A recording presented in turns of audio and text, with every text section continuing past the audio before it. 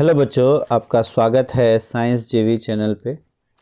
बच्चों, आज हम करने वाले हैं क्लास 10th के जितने भी बायो के चैप्टर्स हैं उन सब का फुल रिवीजन हम इस वीडियो में करने वाले हैं हिंदी मीडियम में। इससे पहले हमने केमिस्ट्री और फिजिक्स के सभी चैप्टर्स के revision video, complete revision video दोनों की इंडिविजुअल वीडियो अपने चैनल पे डाल दी है, आप उसको देख सकते हो। और प्री बोर्ड से पहले उन दोनों वीडियो को अगर आप देख के चले जाते हो, एक दो बार आप अच्छे से रिवाइज कर जाते हो, तो आपके कोई भी क्वेश्चन प्री बोर्ड में जो आने वाले हैं वो गलत नहीं होंगे। और एक सैम्पल पेपर जो भी हमने अपलोड किया है उसको भी आप ज़रूर प्रैक्टिस के तौर पर कर लें, उसमें से भी काफ़ी क्वेश्चंस आने के चांसेस रहेंगे। स्टार्ट करते हैं हम हमारा बायोलॉजी का। बायो में अगर हम देखें तो टोटल आपके 4 चैप्टर्स हैं। चैप्टर 5, 6, 7 और 8, ये 4 चैप्टर्स आपके बायो में हैं। और एक 13th चैप्टर है, उसको भी हम कोशिश करेंगे, अगर वीडियो ज़्यादा लंबी नहीं हुई तो उसको भी एक कवर कर लेंगे इसी में।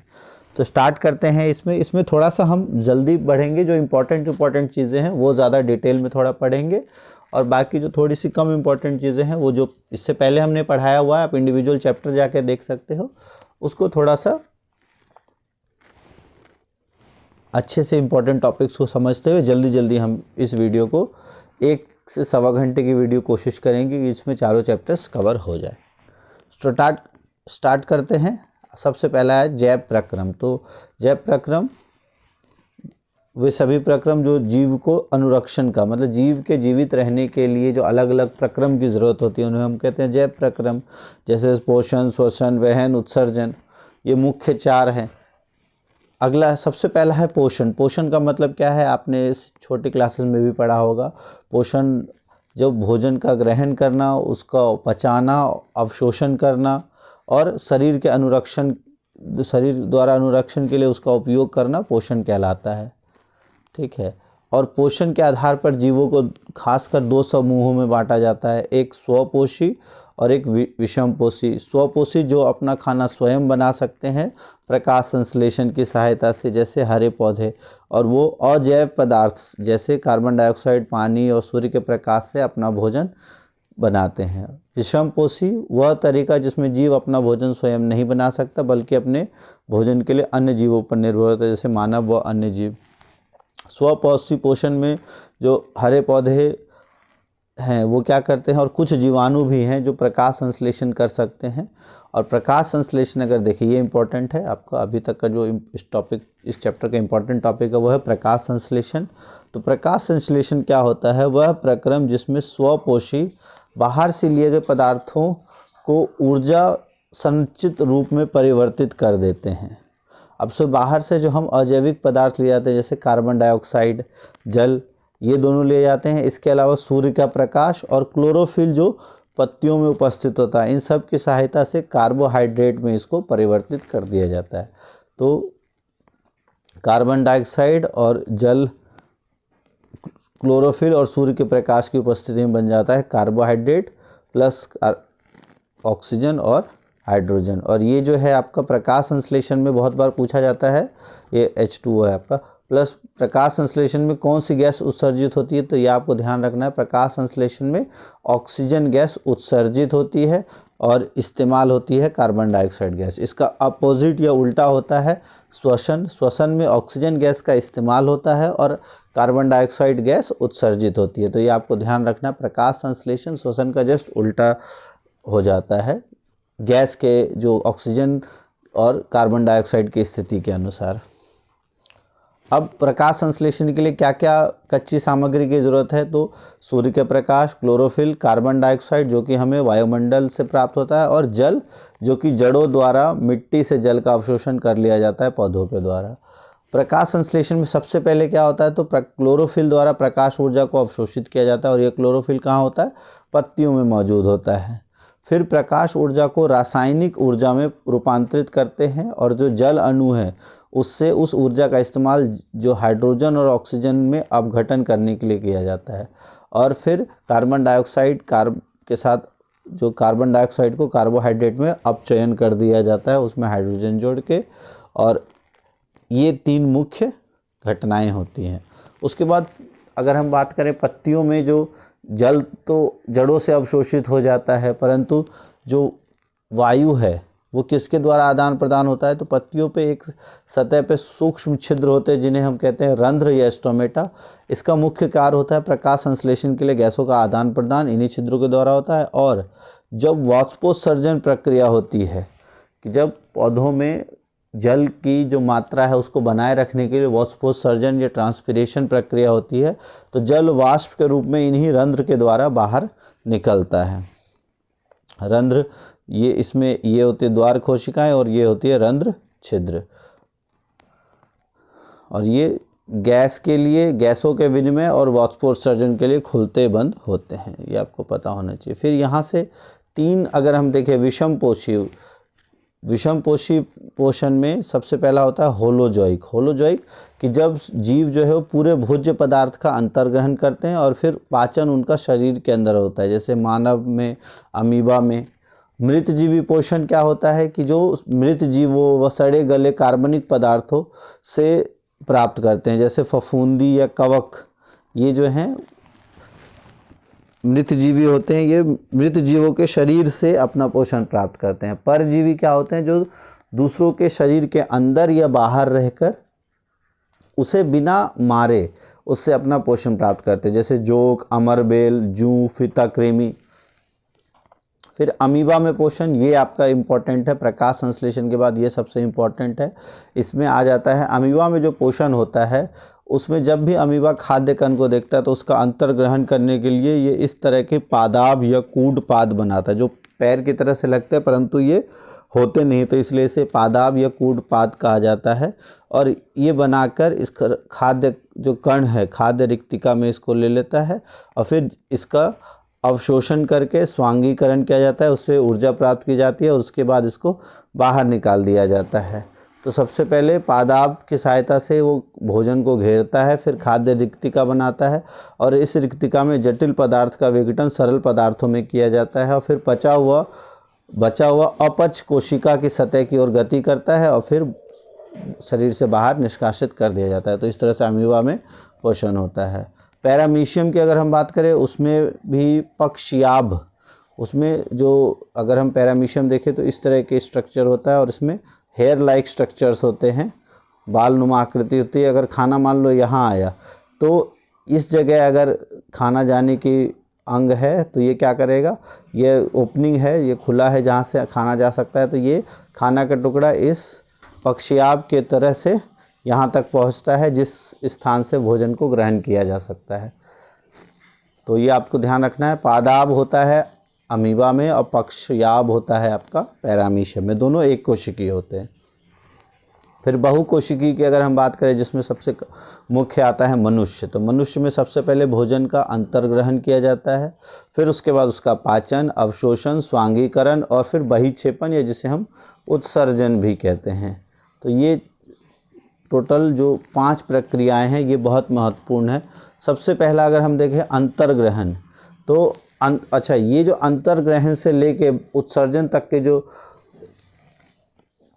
प्रक्रियाएं हैं ये जिसके द्वारा होती है उसे हम कहते हैं आहार नाल, और ये मुंह से स्टार्ट होती है और गुदा द्वार तक विस्तरित एक लंबी नली होती है।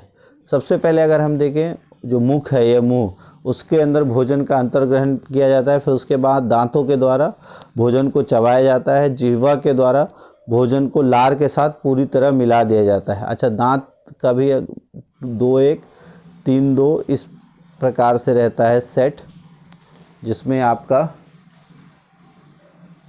जो दांत है 4 प्रकार के दांत होते हैं ना आपके, उनके सेट इस प्रकार से बने होते हैं, जिसमें कृंतक और अर्धचवर्णक, चवर्णक और रद्नक 4 मुख्य तरह के दांत होते हैं। इसमें नहीं होगा, आगे हम पढ़ेंगे इसको। फिर उसके बाद लार ग्रंथि, जब जीवा क्या करती है, भोजन को लार के साथ पूरी तरह मिला देती है। लार ग्रंथि से निकलने वाले रस को लार रस, ये लार कहते हैं।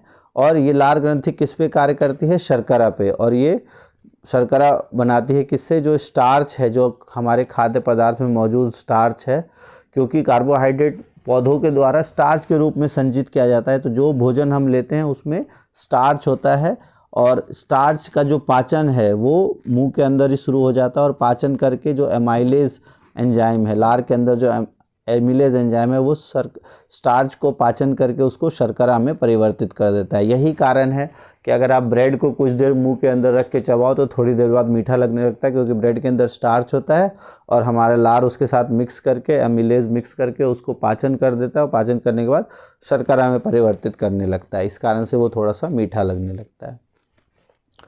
ये तो है आपका जो, अगर हम देखें मुंह के अंदर क्या चीज़ें होती हैं। फिर उसके बाद भोजन, मुंह के बाद जाता है भोजन ग्रसिका, ठीक है, ये इसे ग्रास नली भी कहा जाता है। इसमें मुंह से अमाशय तक भोजन ग्रसिका की सहायता, ग्रसिका की क्रमांकुंचक गति, ये क्वेश्चन पूछा जाता है किस गति के द्वारा भोजन मुंह से अमाशय तक जाता है, तो इसे कहा जाता है क्रमांकुंचक गति। इसमें क्या होता है कि ग्रसिका की मांसपेशियां संकुचित होती है और शिथिल होती हैं और इस प्रकार से खाना नीचे की ओर जाता है, अमाशय की ओर जाता है। तो ये आपको ध्यान रखना है कौन सी गति के द्वारा जाता है, तो क्रमांकुंचक गति। फिर अमाशय में अगर हम देखें, अमाशय कुछ रस स्रावित करती हैं जिस रस को कहा जा, और ये जो रस स्रावित होती है वो जठर ग्रंथियों के द्वारा स्रावित होती है, जिसमें 3 चीज़ें स्रावित होती है और इसे जठर रस भी कहा जाता है। जो ये 3 चीज़ें स्रावित होती है रस में, और इस जठर रस में क्या क्या होता है, तो सबसे पहला एक एंजाइम होता है जिसे हम कहते हैं पेप्सिन, फिर अम्ल, हाइड्रोक्लोरिक अम्ल और श्लेष्मा की लेयर। तो सबसे पहले अगर हम बात करें पेप्सिन, तो पेप्सिन एक एंजाइम होता है जो कि प्रोटीन का पाचन करता है। हाइड्रोक्लोरिक अम्ल इस प्रोटीन के पाचन के लिए अम्लीय माध्यम की आवश्यकता होती है, जो कि ये अम्लीय माध्यम तैयार करता है, जो कि पेप्सिन एंजाइम के लिए आवश्यक है। और श्लेष्मा क्या करता है, क्योंकि हाइड्रोक्लोरिक अम्ल बहुत खतरनाक अम्ल होता है, तो उससे हमारे जो पेट है उसकी रक्षा करने का, उसके आंतरिक स्तर की रक्षा करने का कार्य श्लेष्मा के द्वारा होता है।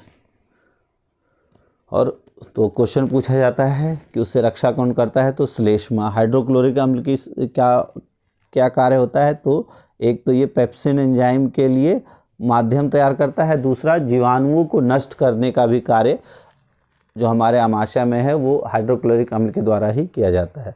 फिर उसके बाद खाना, उसके बाद हमारा पहुंचता है क्षुद्रांत में। अब क्षुद्रांत की अगर हम बात करें तो क्षुद्रांत में जाने के साथ साथ उसमें बहुत अलग अलग अंगों के द्वारा रस मिलाए जाते हैं। ये one of the most important है, आपका यहाँ से क्वेश्चन आना ही आना है। जो आंतों के द्वारा, जो आंत में कौन कौन से रस पहुँचते हैं और किसका किस में परिवर्तन होता है, तो सबसे पहले देखें अगर आंतों में किसका किस में परिवर्तन होता है, तो कार्बोहाइड्रेट का पाचन होकर ग्लूकोज में परिवर्तित हो जाता है। वसा जो है वो वसा अम्ल और ग्लिसरॉल में, और प्रोटीन अमीनो अम्ल में परिवर्तित हो जाता है। अब इसमें जो अलग अलग स्रावित होते हैं, ये यकृत और अग्न्याशय से अलग अलग श्रावण प्राप्त होता है, अलग अलग रस प्राप्त होते हैं। यकृत में पित्ताशय होता है और पित्ताशय से निकलता है पित्तरस। पित्तरस के अंदर होता है पित्त लवण, और पित्त लवण क्या करता है, जो वसा की बड़ी बड़ी गोलिकाएं हैं उसको छोटी छोटी गोलिकाओं में परिवर्तित कर देता है, जिसको कहा जाता है इमल्सीकरण। तो ये इमल्सीकरण करता है। यकृत के अंदर पित्ताशय, पित्ताशय में जो पित्तरस होता है उसके अंदर होता है पित्त लवण, और ये पित्ताशय जो है इमल्सीकरण करने का कार्य करता है, और इसका रस जो है वो पीले कलर का होता है। इसीलिए जो अधिकतर जो अपशिष्ट पदार्थ है वो पीला रंग होने का कारण यही होता है। फिर है अग्न्याशय। अग्न्याशय से भी, ये भी one of the most important है, यहाँ से क्वेश्चन आएगा ही आएगा, इसको अच्छे से समझ लेना है। अग्न्याशय क्या होता है, तो अग्न्याशय से अग्न्याशिक रस निकलता है, जिसमें 3 तरह के एंजाइम होते हैं, एमिलेज, ट्रिप्सिन और लाइपेज। एमिलेज एंजाइम का कार्य होता है स्टार्च को ग्लूकोज में परिवर्तित करना, या स्टार्च का पाचन करके ग्लूकोज में परिवर्तित करना। ट्रिप्सिन का काम होता है प्रोटीन का पाचन करके पेप्टोन्स में कन्वर्ट करना, और फिर इसके बाद ये आगे किस में कन्वर्ट होता है, तो अमीनो अम्ल में। ये आपको ध्यान रखना है, जब क्षुद्रांत में पाचन होता है तो अमीनो अम्ल में अंततः परिवर्तित होता है, और वसा को ये वसा अम्ल और ग्लिसरॉल में इसमें परिवर्तित कर देता है। फिर उसके बाद अगर हम बात करें छोटी आंत में जो अवशोषण होता है, अब जब सबका पाचन हो गया तो उसके अवशोषण के लिए छोटी आंत में दीर्घ रोम होते हैं जो कि उंगली नुमा आकृति होती है, और ये अवशोषण का सतह बढ़ा देते हैं, सतही क्षेत्रफल बढ़ा देते हैं, और इसके द्वारा अवशोषण किया जाता है। तो ये आपको पता होना चाहिए। फिर उसके बाद है, अब जब अवशोषण तो बृहदान्त्र में हो गया। अब बृहदान्त्र में जो भोजन है वो प्रवेश करता है तो उसमें जो जल का अवशोषण किया जाता है, और जल के अवशोषण के बाद जो वर्ज्य पदार्थ है, जो कि अपचित पदार्थ या जो उत्सर्जित होने वाले पदार्थ हैं, जो आपके शरीर में अब पूर्ण पाचन होने के बाद जो खाना रह गया है, जो अपचित पदार्थ रह गया है, वो गुदा द्वार के द्वारा शरीर से बाहर कर दिया जाता है। तो इस तरीके से पाचन की सारी प्रक्रियाएं होती हैं। तो अगर हम देखें, मुख से आपका स्टार्ट होता है, मुख गुहा, यहाँ पे लारमाइलेज, फिर ग्रसिका, यहाँ क्रमांकुंचक गति आपको याद रखना है, यकृत, यकृत से आपका पित्ताशय, और पित्ताशय में होता है पित्तरस, पित्तरस से इमल्सीकरण आपको याद रखना है। फिर अमाशय में 3 तरह के रस होते हैं, कौन कौन से? HCl, पेप्सिन और श्लेष्मा। फिर अग्नाशय से अग्नाशयिक रस, इसमें भी 3 होता है, ट्रिप्सिन, लाइपेज और एमिलेज। फिर उसके बाद बृहदान्त्र में क्या होता है? जल का अवशोषण होता है। क्षुत्रांत में जो है उसमें पाचन होता है तीनों का, और फाइनली पाचन होने के बाद प्रोटीन जो है वो अमीनो ऑयल में परिवर्तित हो जाता है, कार्बोहाइड्रेट स्टार्च जो है वो ग्लूकोज में परिवर्तित हो जाता है, और वसा जो है वसा अम्ल और ग्लिसरॉल में। फिर गुदा द्वार के द्वारा शरीर से बाहर निकाल दिया जाता है। ये परिशेषिका जिसे अपेंडिक्स कहते हैं, वो इसका एक भाग होता है, दूसरा अंग, और ये वेस्टिजियल ऑर्गन आगे हम पढ़ेंगे अगर आएगा तो इस तरह से मानव पाचन तंत्र जो है, इसमें पाचन तंत्र किस किन चीज़ों से मिलकर बनता है? एक तो आहार नली, इसके अलावा पाचक ग्रंथियाँ, और ये ग्रंथियाँ कहाँ कहाँ होती है? हमारे मुंह के अंदर होता है लार ग्रंथि, इसके अलावा यकृत जिससे निकलता है पित्तरस, और अग्न्याशय जिससे 3 चीज़ें निकलती है, 3 एंजाइम निकलता है। तो ये आपको ध्यान रखना है, ठीक है। अब इसके बाद है अगला प्रक्रम है श्वसन।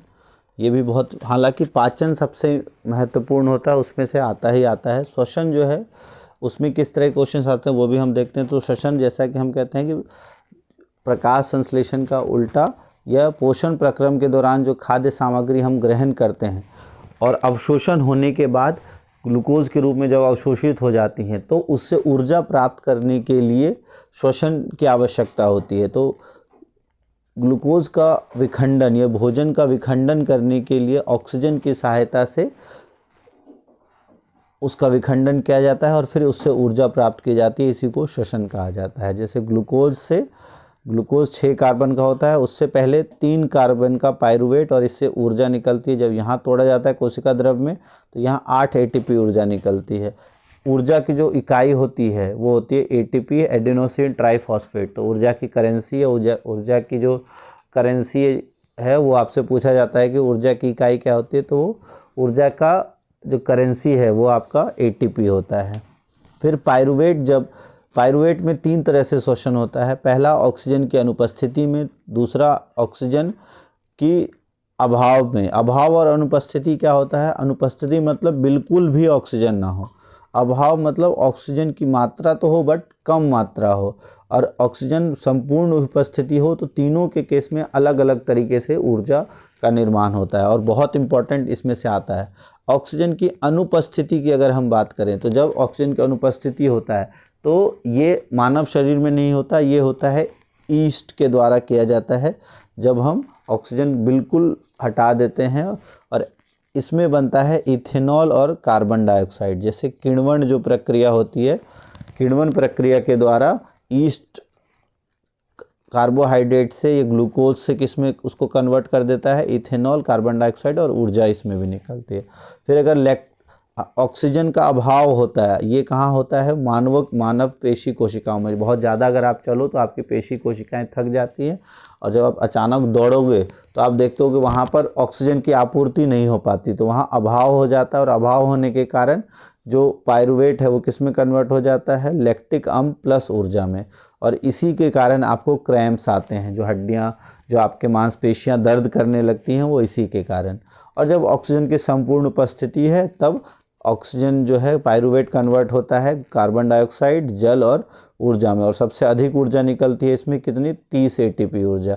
और ये कहाँ होता है? ये माइटोकॉन्ड्रिया में होता है। तो क्वेश्चन पूछा जाता है ऑक्सीजन की उपस्थिति में। अच्छा, इसको कहा जाता है वायवीय श्वसन ऑक्सीजन की उपस्थिति में, और ये होता है अवायवीय श्वसन, जो अभी हम आगे पढ़ेंगे। फिर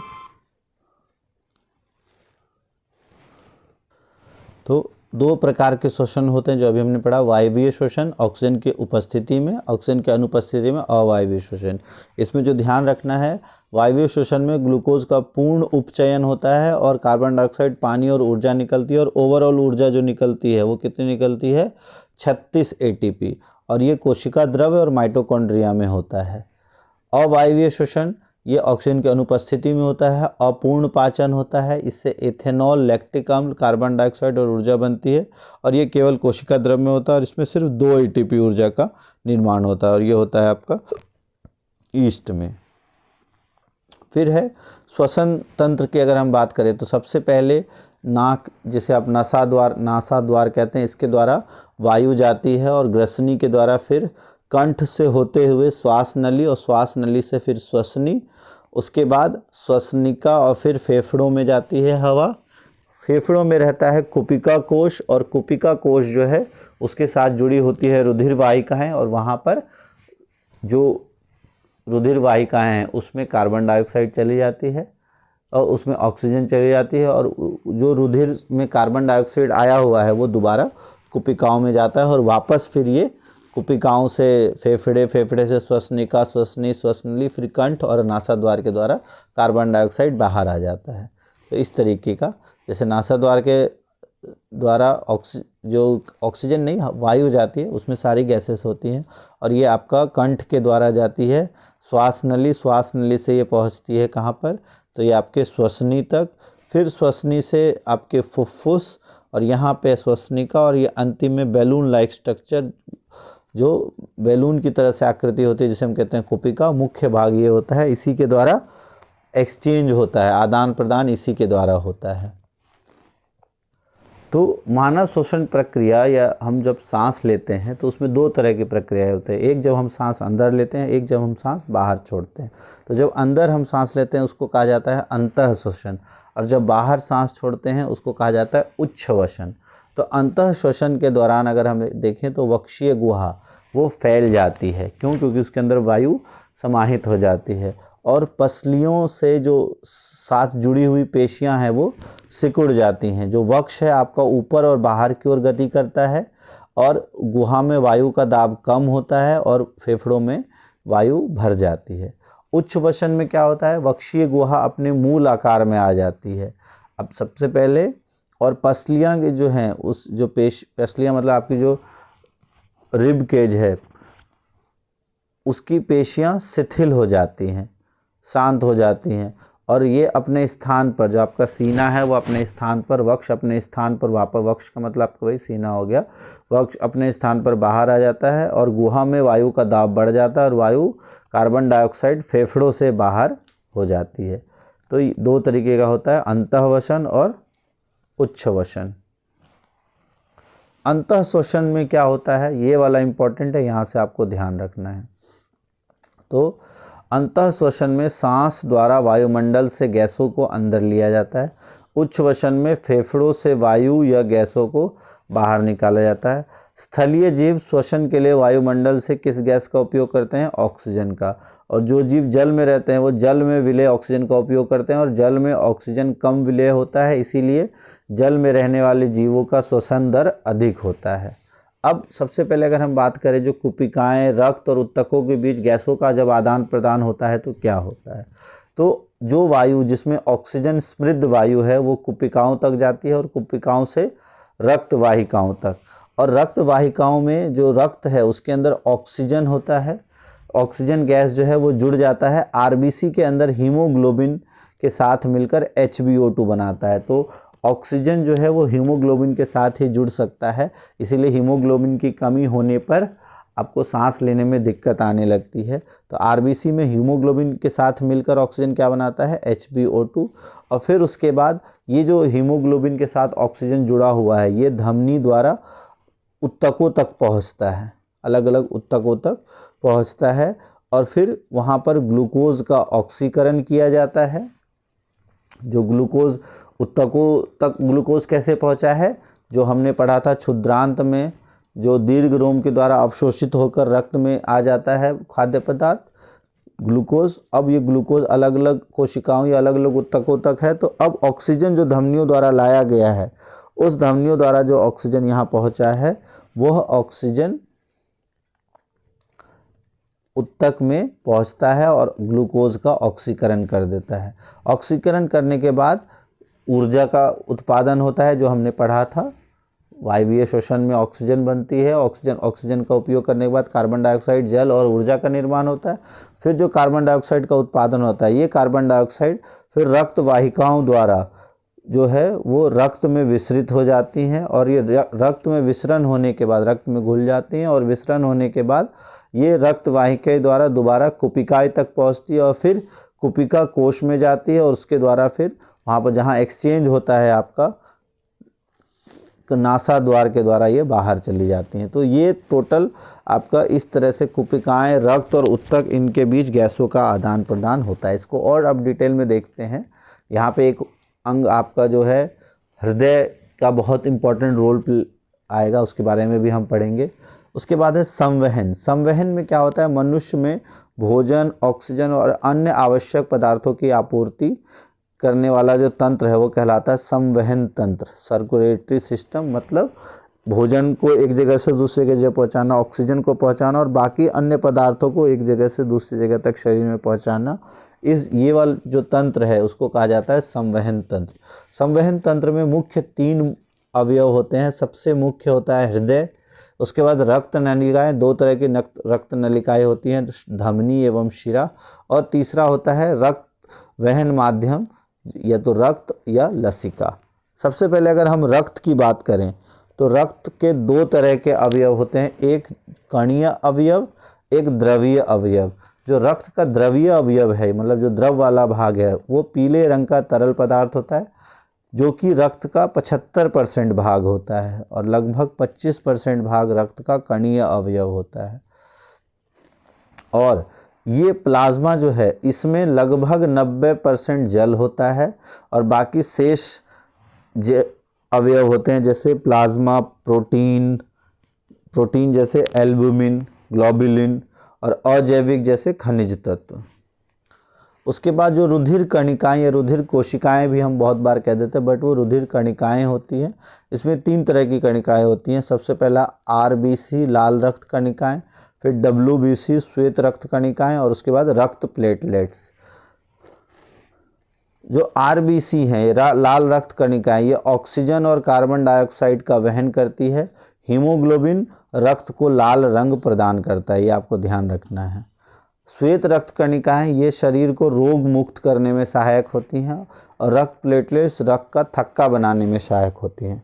अब रक्त वाहिकाओं की अगर हम बात करें तो 2 तरह की होती है, धमनी एवं शिरा। तो धमनी में ऑक्सीकृत रुधिर को हृदय से शरीर के अलग अलग अंगों तक ले जाया जाता है, और अपवाद है फुफ्फुस धमनी। फुफ्फुस धमनी का क्या कार्य होता है अभी हम हृदय में पढ़ेंगे। फिर शिराएं, तो अधिकतर शिराएं ये क्या कार्य करती हैं, अलग अलग अंगों से अनऑक्सीकृत रुधिर को एकत्र करके वापस हृदय में लाती है, और इसका अपवाद होता है फुफ्फुस शिरा। फिर धमनी की जो भित्ति है वो मोटी होती है एवं अधिक लचीली होती है। शिरा की भित्ति कम मोटी होती है और कम लचीली होती है। जो धमनियां हैं उसमें वॉल्व नहीं होते, शिराओं में वॉल्व होते हैं। ये क्वेश्चन बहुत बार आता है, किन में वॉल्व होता है। इसके अलावा जो धमनियां हैं ये सतही नहीं होती, ये ऊतकों के नीचे पाई जाती हैं, लेकिन जो शिराएं हैं वो सतही होती हैं। अगर आप अपने हाथों पे देखो तो आपको जो दिखाई देंगी नीले नीले कलर की वाहिकाएं, वो क्या होती हैं, वो एक्चुअल में शिराएं होती हैं, जिसके द्वारा अनऑक्सीकृत रक्त जो है वो बह रहा होता है, वो हृदय तक लाया जाता है, और इसीलिए वो आपको हल्के नीले कलर की दिखाई देती हैं। और जिनमें ऑक्सीकृत रक्त होता है वो लगभग लाल रंग की होती है, इसलिए आपको दिखाई नहीं देते, और वो अंदर की ओर होती हैं। यहाँ तक क्लियर हो गया। अब है कैसे आपका ये हृदय, और हृदय से कैसे जाता है ये आपको ध्यान रखना है। सबसे पहले अगर हम बात करें हमारा जो लंग्स या फेफड़े, इसमें जो फुफ्फुस हैं उसके द्वारा जो फुफ्फुसीय सिराएं हैं, जो यहाँ पर आपका जो आपका एल्विलाई है जिसे हम कहते हैं कुपिकाओं के द्वारा जो ऑक्सीजन वो कहाँ पहुँचा दिया जाता है, वो रक्त के अंदर पहुंचाया जाता है, और रक्त के द्वारा वो जो जहाँ पे चेंज होता है वो आपका फुफ्फुस में ये परिवर्तन होता है, आदान प्रदान। तो उसके बाद वहाँ से फुफ्फुस शिराओं में वो रक्त पहुँचता है, और वो फुफ्फुस शिराओं से होते हुए अब तो फुफ्फुस शिराएं, और इसे हम कहते हैं पल्मोनरी वेन, ये आप ध्यान रखना, पल्मोनरी वेन। तो पल्मोनरी वेन या फुफ्फुस शिराओं में कैसा रक्त होता है? ऑक्सीजनीकृत रक्त, और इकलौता शिरा होता है जिसमें ऑक्सीजनीकृत रक्त होता है या रुधिर होता है। ये सबसे पहले कहाँ लेके आता है? हृदय के बाएं आलिंद में।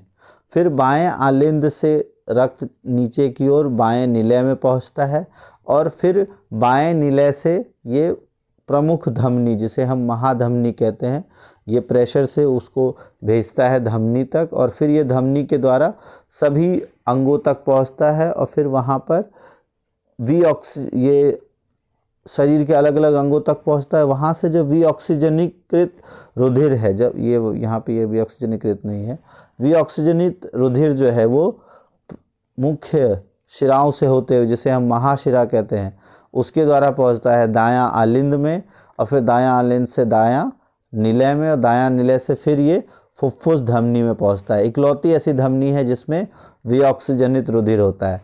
फुफ्फुस शिराएं इकलौती शिराएं जहाँ पर ऑक्सीजनीकृत रुधिर होता है, बाकी सभी शिराओं में विऑक्सीजनीकृत रुधिर होता है। और फुफ्फुस धमनी इकलौती ऐसी धमनी जिसमें विऑक्सीजनीकृत रुधिर होता है, बाकी सभी धमनियों में ऑक्सीकृत रुधिर होता है, और फिर उसके बाद ये दोबारा फेफड़ों में पहुंच जाती है। तो इस तरीके से रक्त जो है मानव शरीर में रुधिर का परिसंचरण होता है। अब अगर देखो तो हृदय में यहाँ 2 बार आ रहा है ब्लड, इसीलिए इसे द्विपरिसंचरण भी कहा जाता है।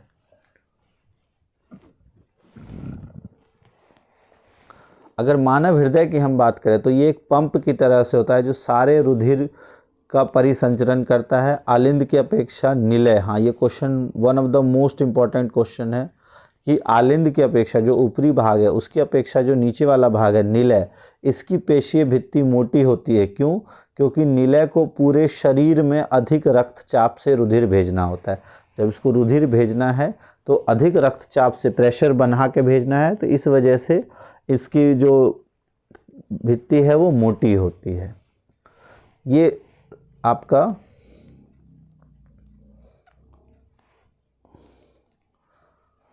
हृदय का अनुप्रस्थ काट है। इसमें अगर हम देखें, आपको दिखा देते हैं, अगर हम रेड पेन से देखेंगे ऑक्सीकृत ब्लड और उससे अनऑक्सीकृत। तो सबसे पहले हमने कहा कि जो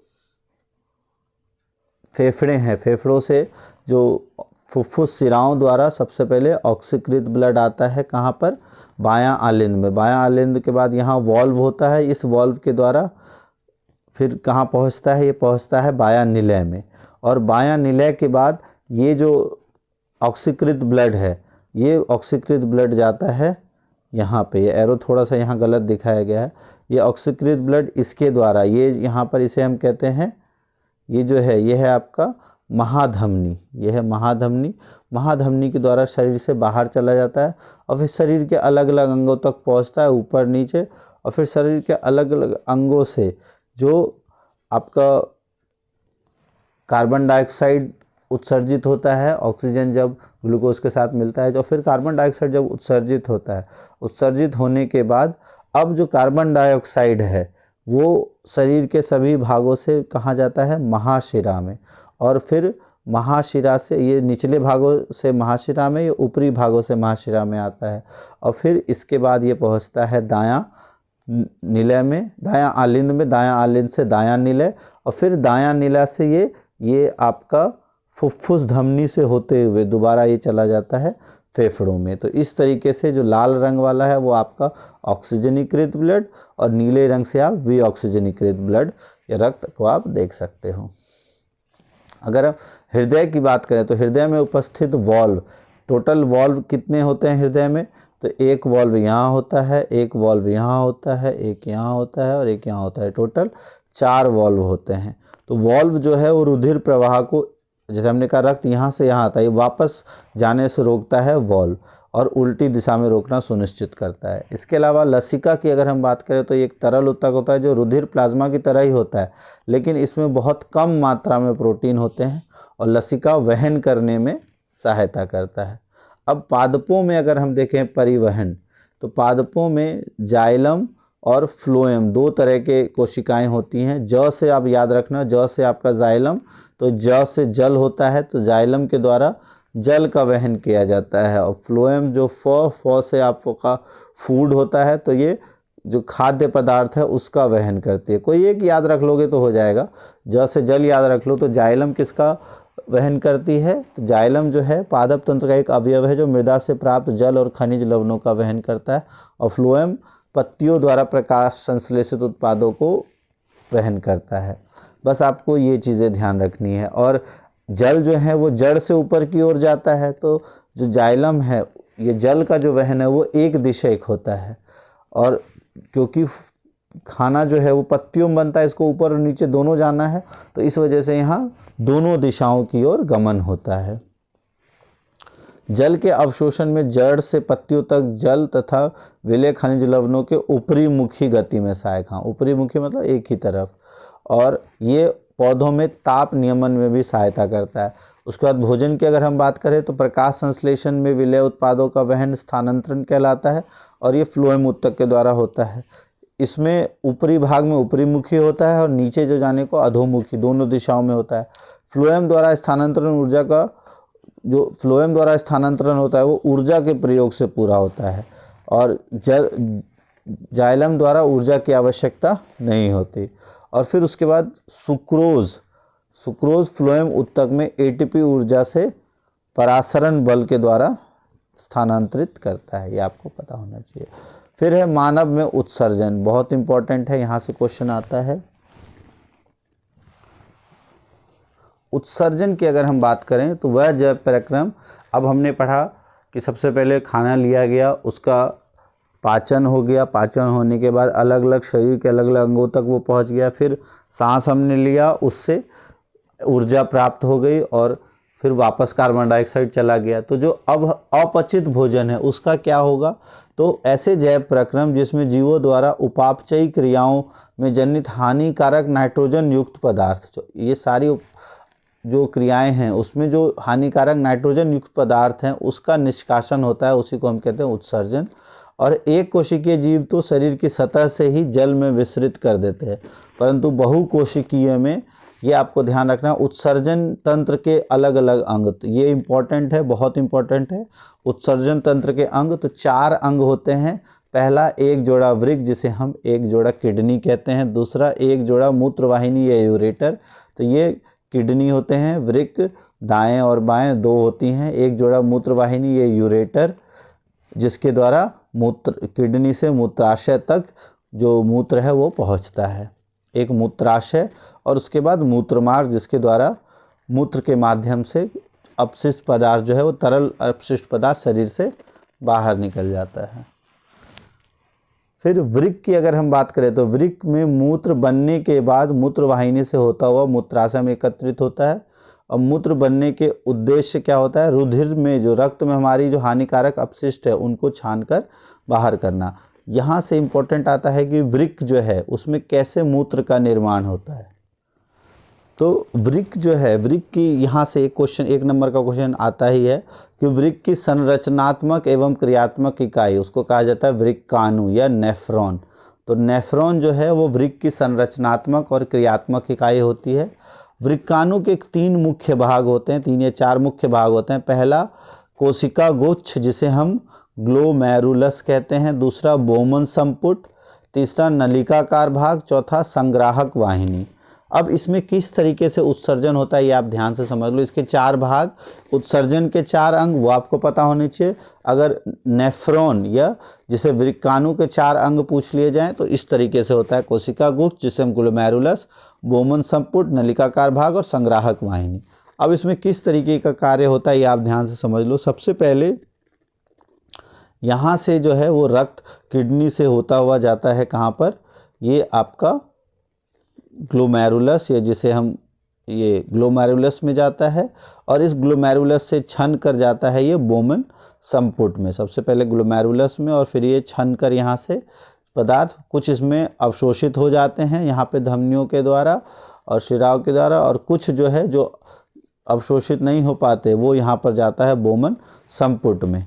बोमन संपुट से फिर ये जो पीसीटी नलिकाकार भाग के द्वारा होते हुए यहाँ पर बनता है हेनलेज लूप, इसको कहते हैं हेनलेज लूप। और फिर इसके बाद ये जाता है आपका नलिकाकार भाग डीसीटी, ये आपका डीसीटी वाले भाग में जाता है, और फिर इसके द्वारा ये होता है आपका संग्राहक वाहिनी, इसमें मूत्र आता है बनता है, और संग्राहक वाहिनी से फिर ये जाता है आपका जो हमने कहा किसके द्वारा, मूत्रवाहिनी के द्वारा, यहाँ से जुड़ी होती है आपकी मूत्रवाहिनी, और मूत्रवाहिनी के द्वारा ये पहुँच जाता है मूत्राशय तक। अब किसी का क्या क्या कार्य होता है ये आपको ध्यान होना चाहिए। जो कोशिका गुच्छ है, कोशिका जो गुच्छ है जिसे हम ग्लोमेरुलस कहते हैं, जब वृक्क धमनी की शाखा वृक्काणु में प्रवेश करती है तब जल, लवण, ग्लूकोज, अमीनो अम्ल और अन्य नाइट्रोजनी अपशिष्ट पदार्थ कोशिका गुच्छ से सनकर कहाँ चले जाते हैं, बोमन संपुट में। फिर उसके बाद ये क्वेश्चन आता है वर्णात्मक पुनः अवशोषण। तो जो वृक्काणु के नलिकाकार भाग है जिसमें डीसीटी और पीसीटी होता है, शरीर के लिए उपयोगी पदार्थ जैसे ग्लूकोज, अमीनो अम्ल और लवण का पुनः अवशोषण कर लेते हैं। फिर उसके बाद कुछ जैसे ऐसे स्रावित चीज़ हैं जो जब कोशिका गुच्छ निस्यंदन होता है उसमें वो पदार्थ जो हैं वो चले जाते हैं तो उस जो आपके नलिकाओं में, तो फिर वहाँ से यूरिया और अतिरिक्त जल और लवण जैसे उत्सर्जित पदार्थ वृक्काणु के नलिकाकार भाग के अंतिम सिरे में रह जाते हैं और फिर वो मूत्र का निर्माण करते हैं। यहाँ से मूत्र संग्राहक वाहिनी और मूत्रवाहिनी से होता हुआ मूत्राशय में अस्थायी रूप से संग्रहित होता है और मूत्राशय के दाब द्वारा मूत्र मार्ग से बाहर निकल जाता है, ये आपको ध्यान रखना है। फिर है कृत्रिम वृक्क, आर्टिफिशियल किडनी। तो कृत्रिम वृक्क ये जिसे हम अपोहन भी कहा जाता है, डायलिसिस भी कहते हैं, यह एक ऐसी युक्ति होता है जिसके द्वारा रोगियों के रुधिर से कृत्रिम वृक्क की मदद से नाइट्रोजन युक्त अपशिष्ट पदार्थों का निष्कासन होता है। ये आपको ध्यान रखना है, यहाँ से क्वेश्चन कन्फ्यूजिंग वाले पूछा जाता है कि एक स्वस्थ वयस्क में प्रतिदिन 180 लीटर जो है निस्यंदन वृक्क में होता है। तो 180 लीटर वृक्क में जो मूत्र है वो जो रक्त है वो छाना जाता है, लेकिन जो मूत्र का निर्माण होता है वो कितना होता है, सिर्फ 1.2 लीटर। ठीक है, 99% जो है वो पुनः अवशोषित हो जाता है, ये आपको ध्यान रखना है।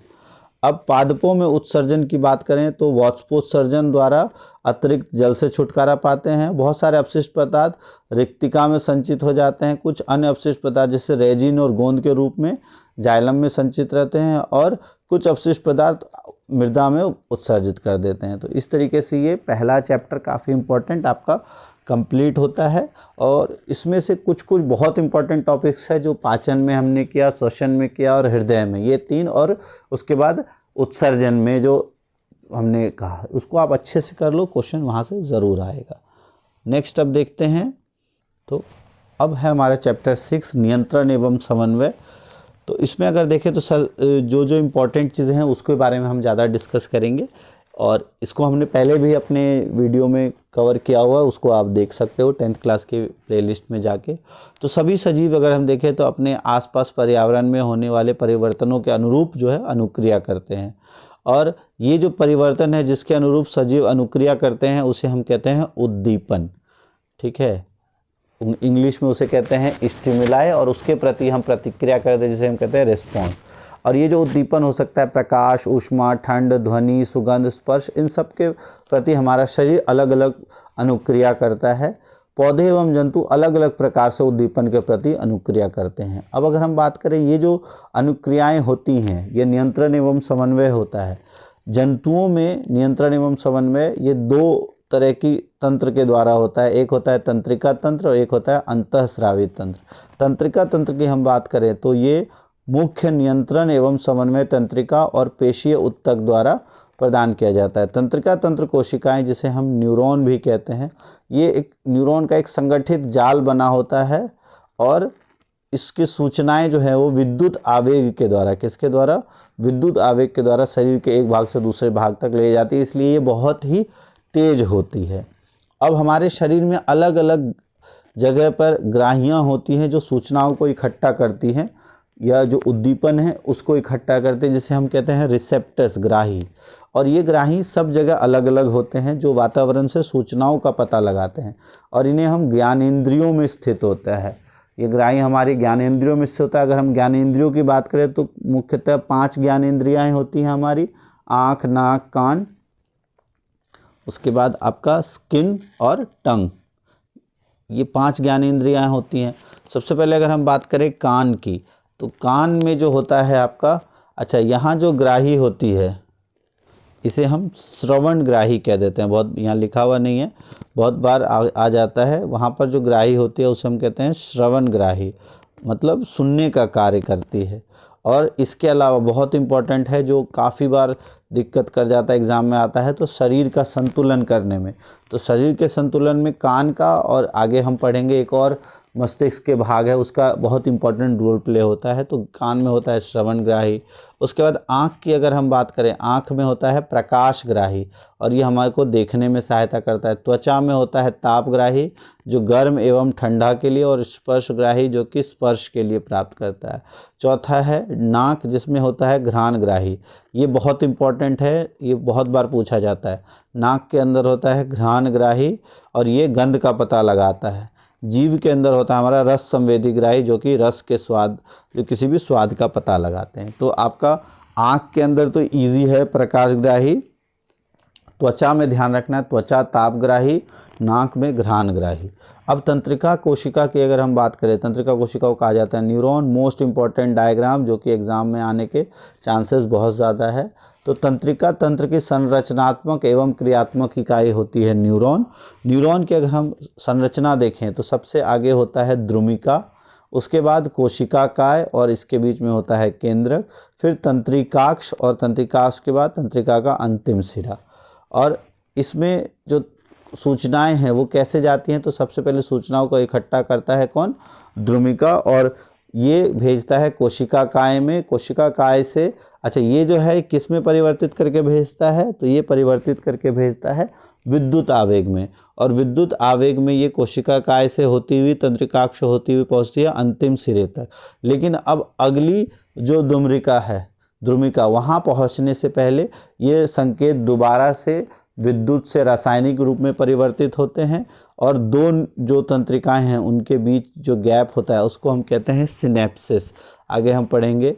तो ये जो तंत्रिकाएं हैं, तंत्रिका पेशी संधि, अच्छा ये अब जो तंत्रिकाएं हैं अलग अलग पेशियों के साथ जुड़ी होती हैं, और वो जो तंत्रिकाएं और पेशियों का संधि होता है उसे हम कहते हैं तंत्रिका पेशी संधि। और यहाँ पर जो तंत्रिका संधि होता है, तंत्रिका और तंत्रिका की संधि जो होता है उसे कहा जाता है सिनेप्सिस भी कहा जाता है। तंत्रिका पेशीय संधि, दैट इज सिनेप्स। अब तंत्रिका कोशिकाएं की हमने देखा जो 3 मुख्य हैं। द्रुमिका, ये क्या करती हैं, निकलने वाली धागे जैसे संरचनाएं होती है जो सूचना प्राप्त करती है। कोशिकाकाय में सूचना विद्युत आवेग के रूप में चलती है। तंत्रिकाक्ष में विद्युत आवेग को कोशिकाकाय से दूसरी न्यूरॉन की द्रुमिका तक पहुंचाता है। और फिर है सिनेप्स, ये पूछा जाता है अंतर्ग्रथन या सिनेप्स। तो जब तंत्रिका के अंतिम सिरे और अगली तंत्रिका के द्रुमिका के बीच का स्थान रिक्त होता है, जहाँ विद्युत आवेग को रासायनिक संकेत में बदला जाता है और इससे यह आगे संचरित हो सके, उसी को हम कहते हैं सिनेप्स। प्रतिवर्ती क्रिया, तो जब किसी उद्दीपन के प्रति तेज, कोई भी उद्दीपन, जैसे किसी चीज़ को आप अचानक से गर्मी से छू लो तो आप अचानक से बहुत तेज अनुक्रिया होती है, उसी को कहा जाता है प्रतिवर्ती क्रिया। जैसे गर्म वस्तु को छू लेने से हाथ पीछे हटा लेना। और ये जो प्रतिवर्ती चाप की प्रतिवर्ती क्रिया के दौरान जो विद्युत आवेग जिस पथ पर चलते हैं उसे कहा जाता है प्रतिवर्ती चाप। जैसे हमको उद्दीपन ऊष्मा मतलब गर्मी से पता चला, ये हमारे अंग में जो ग्राही अंग है त्वचा में जो स्पर्श ग्राही है उससे इन्फॉर्मेशन कहाँ तक जाती है, मेरु रज्जु तक, और मेरु रज्जु ही निर्देश देता है कार्यकर अंग तक सूचना भेजकर जो पेशीय अंग है, और फिर पेशी क्या करता है, आपके हाथ को पीछे हटा लेता है। ये आपकी अनुक्रिया हुई। और अनुक्रिया जो है वो 3 प्रकार की होती है। एक ऐच्छिक, जो आप अपना चाह के करते हो, जैसे अगर हम लिखना चाहें तभी आप लिखोगे, ना लिखना चाहो तो नहीं लिखोगे। तो ऐसी अनुक्रियाएं जो ऐच्छिक होती हैं, ये किसके द्वारा कंट्रोल होती है, अग्र मस्तिष्क द्वारा। जो हमारे मस्तिष्क का 3-4 मुख्य भाग होते हैं उसके बारे में हम पढ़ेंगे। बट आप ध्यान रखना जो ऐच्छिक क्रियाएं हैं वो मस्तिष्क के अग्रभाग या अग्र मस्तिष्क द्वारा, जैसे बोलना लिखना। फिर दूसरी तरह की अनुक्रियाएं होती हैं अनैच्छिक। अनैच्छिक जो हमारे बिना चाहते हुए, जैसे दिल का धड़कना या पलकों का झपकाना, ये सब आप, या श्वसन करना, ये सब आप चाह के नहीं रोक सकते। तो ये सारी चीज़ें जो हैं मध्य और पश्च मस्तिष्क द्वारा नियंत्रित होती हैं, जैसे श्वसन और दिल का धड़कना। यहाँ से बहुत इंपॉर्टेंट है, यहाँ से क्वेश्चन आता है, ये आप ध्यान रखना। फिर है प्रतिवर्तीय क्रियाएं, जो हमने देखा ये किसके द्वारा नियंत्रित होती हैं, तो ये मेरु रज्जु के द्वारा नियंत्रित होती है। जैसे गर्म वस्तु पर छूने पर हाथ हटा लेना, या अचानक से आपका कील पे पाँव आ जाता है तो पाँव हटा ले तो आप, तो ये सारी चीज़ें जो हैं प्रतिवर्ती क्रिया ये मेरु रज्जु द्वारा नियंत्रित होती है।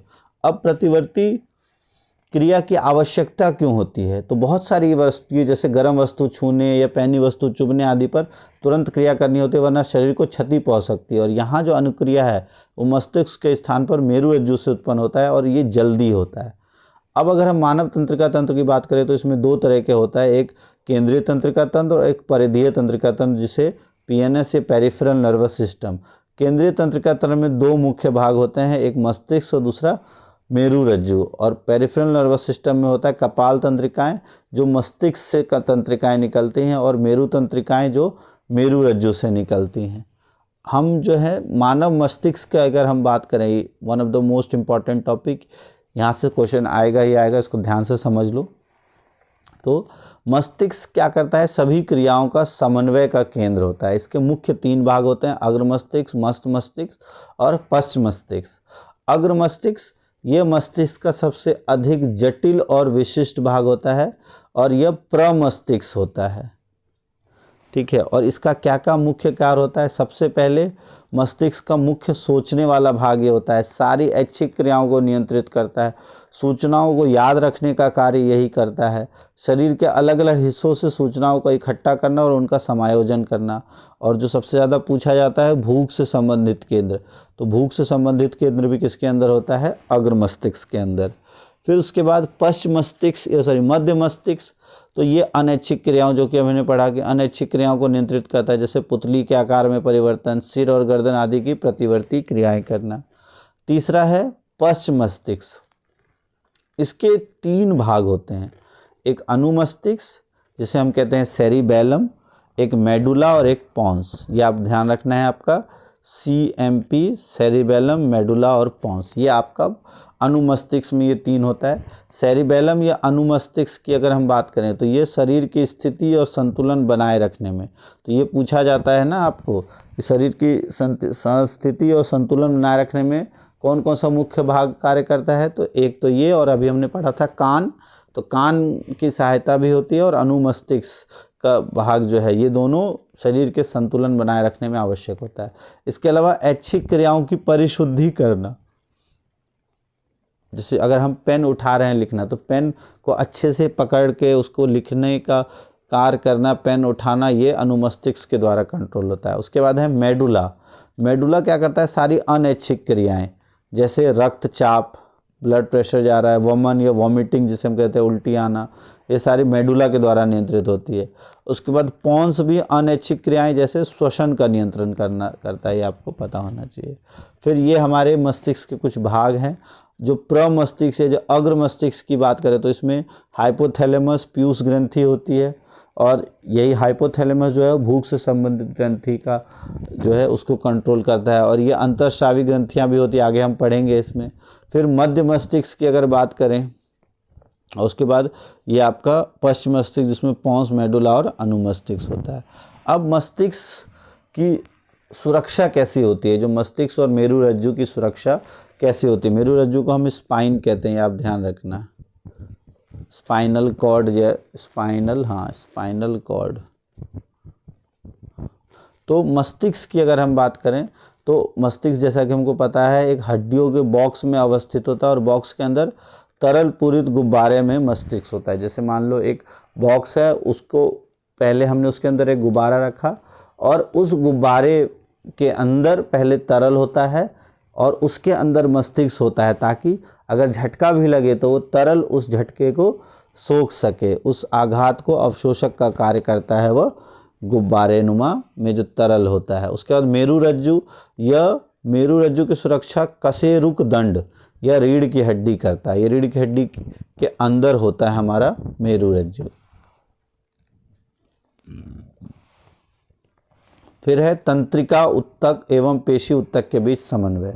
तो जो हमारी ज्ञानेंद्रियां होती है, ग्राहियां होती हैं, उससे जो सूचनाएं पहुंचाता है केंद्रीय तंत्रिका तंत्र तक, वो कौन पहुंचाता है? संवेदी तंत्रिका है।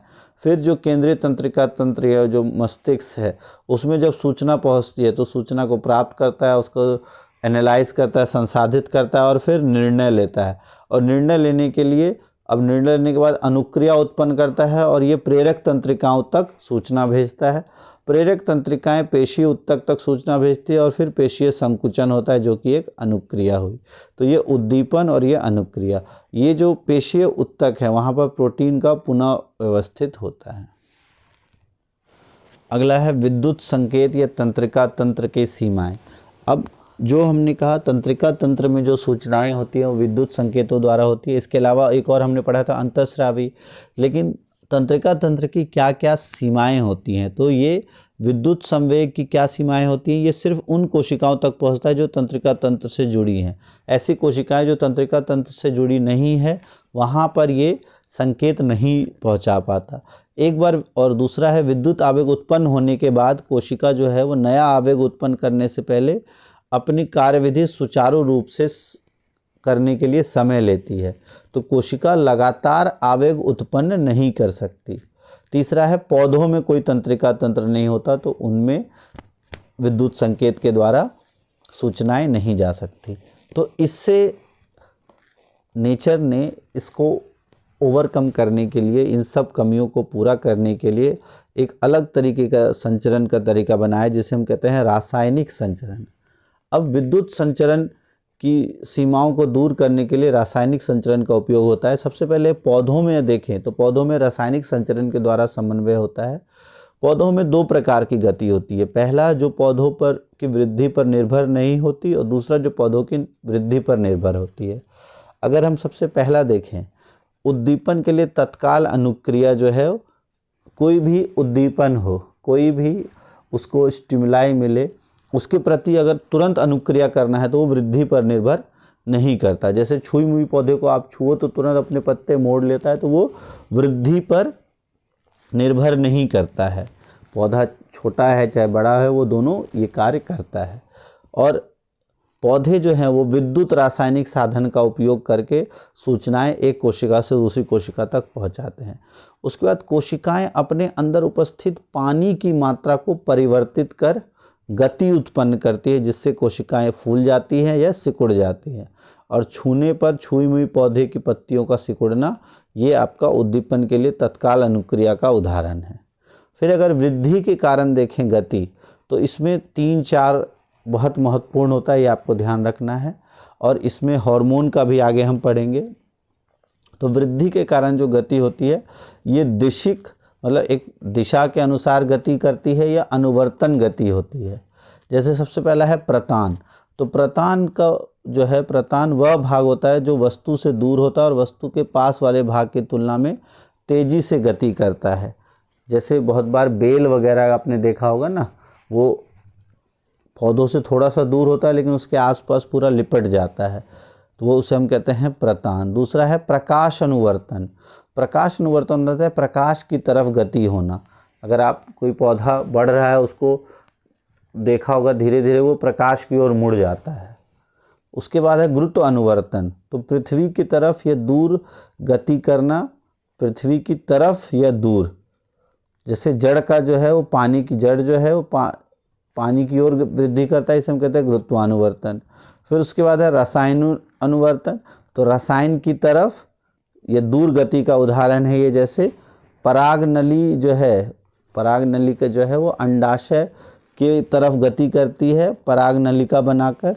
पराग कण पराग नली से होते हुए जाती है ना अंडाशय तक, ये भी हमने पढ़ा था, आगे और डिटेल में भी पढ़ेंगे। तो वो रसायन अनुवर्तन का उदाहरण है।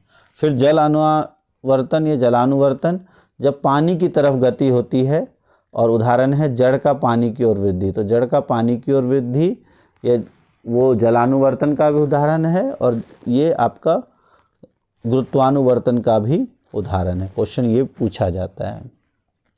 फिर उसके बाद पादप हार्मोन, तो वो रसायन जो पौधों की वृद्धि, विकास और अनुक्रिया का समन्वय करते हैं।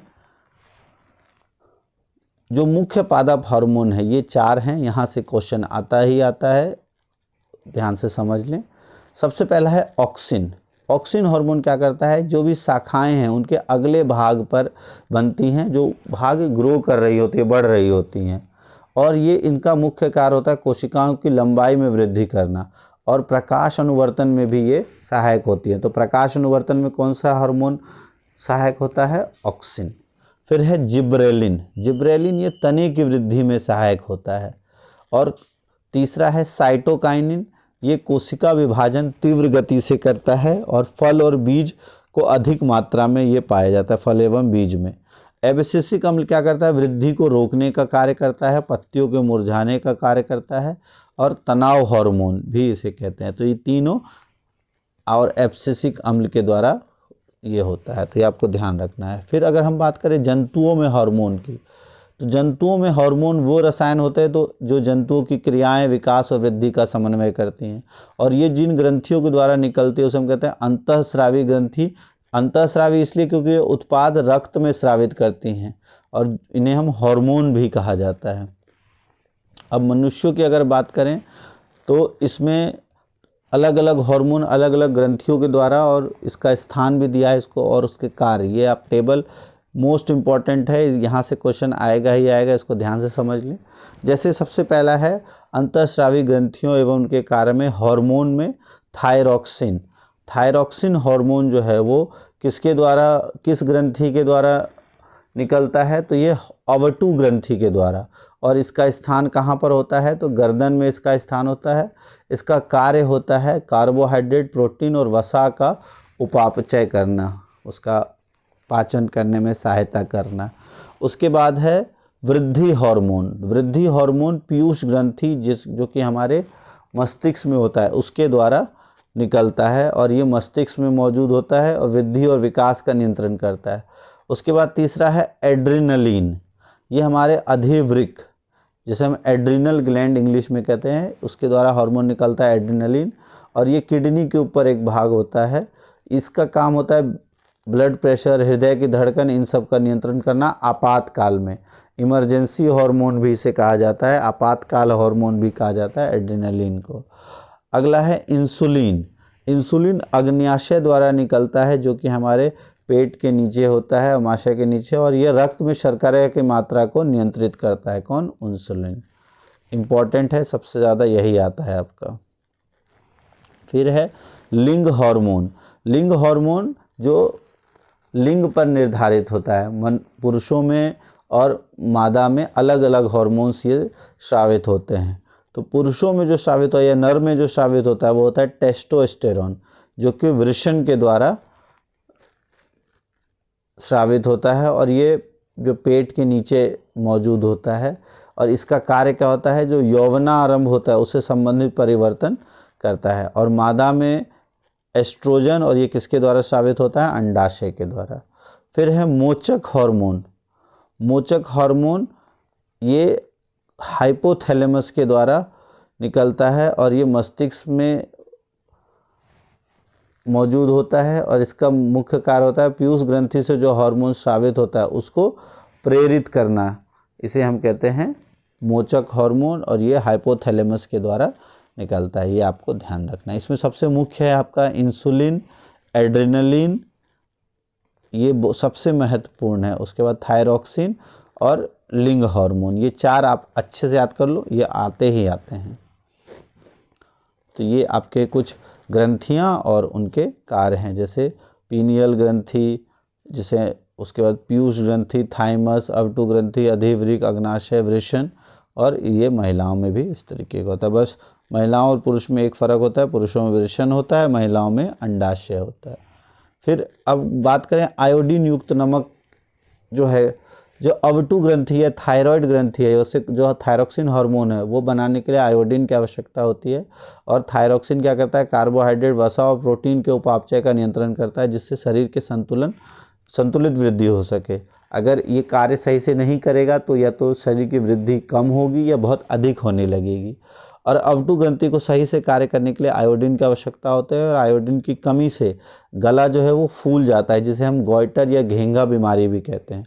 मधुमेह की अगर हम बात करें तो इस बीमारी में रक्त में शर्करा का स्तर बढ़ जाता है। कारण इसका क्या होता है कि अग्नाशय ग्रंथि द्वारा स्रावित इंसुलिन हार्मोन की कमी के कारण होता है। तो इंसुलिन हार्मोन की कमी के कारण ये होता है, और इंसुलिन रक्त में शर्करा के स्तर को नियंत्रित करने का कार्य करता है।